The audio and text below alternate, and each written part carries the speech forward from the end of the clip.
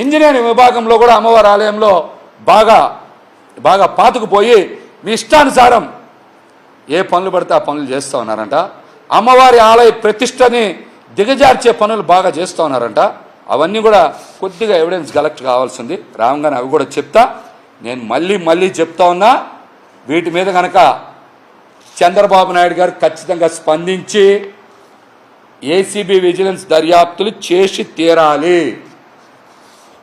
ACB vigilance దర్యాప్తు చేసి తీరాలి. అదేవిధంగా పవన్ కళ్యాణ్ గారు కూడా స్పందించాలి. పవన్ కళ్యాణ్ గారు కూడా స్పందించాలి. నేనేమి వేరేగా చెప్పట్లా. ఆయన కూడా రాష్ట్రానికి ఉప ముఖ్యమంత్రి. మొన్నే అమ్మవారి ఆలయంలో వారాహి నవరాత్రులు చేయాలని కూడా మరి సూచించారు.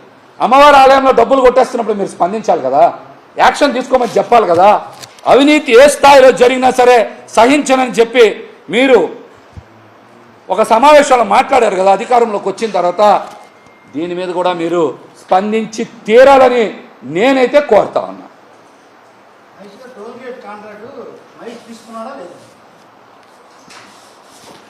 చెప్పాను కదా ఆ కాంట్రాక్ట్లో వేరే పేరు ఉంటుంది. పాడారు, చెప్పాను కదా, 1,59,00,000 పాడారు. పాతది కాదు, 2023లో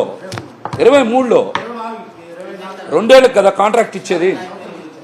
కాదు, నేను ఇస్తాను మీకు పేపరు. నేను 2 ఏళ్ళకి ఇచ్చారు, 2 ఏళ్ళకి ఇచ్చారు ఏంటి. కాంట్రాక్ట్ ఇచ్చింది 2 ఇయర్స్ పీరియడ్కి. 2023 మేలో ఇచ్చారు. కాంట్రాక్ట్ హ్యాండ్ ఓవర్ చేశారు అతనికి. 2 ఇయర్స్ అంటే 2025 మే చివరి వరకు ఉంది, అంటే జూన్ వరకు ఉంది. మొదటి సంవత్సరం అయిన తర్వాత 2వ ఏడాది కూడా మళ్ళీ ఏం చేయాలి, 2,04,00,000 కట్టాలి. అతను ఎందుకు కట్టడు? కట్టనప్పుడు కాంట్రాక్ట్ రద్దు చేయాలి కదా. గతంలో టోల్ టెండర్ దేవస్థానమే నిర్వహించిందిగా చాలా సందర్భాల్లో. 2 కోట్లు ఎలా వదిలేస్తారు అతనికి? వదిలేయడం మీద 6 నెలలు ఫ్రీగా వసూలు చేసుకోమని ఎలా ఇస్తారు అసలు? 2 ఏళ్ళకి ఇచ్చారు. మీకు పేపర్స్ అన్ని పెడతాను, బాగా స్టడీ చేసిన తర్వాతే చెప్పేది. ఎందుకు? ఇదిగో పేపర్ తీసుకోండి, ఇదిగోండి. ఇచ్చారు. అది కూడా మాట్లాడదాం. అంటే అది 1/2 ఎకరం ఎంత ఉంది, దేవస్థానం దసరా మహోత్సవాలప్పుడు పెడతారు. అది కూడా అప్ చెప్పారు. అంటే బాగా ప్రేమ ఎక్కువైతే ఏమైందంటే అలాంటివి కూడా చేస్తారు.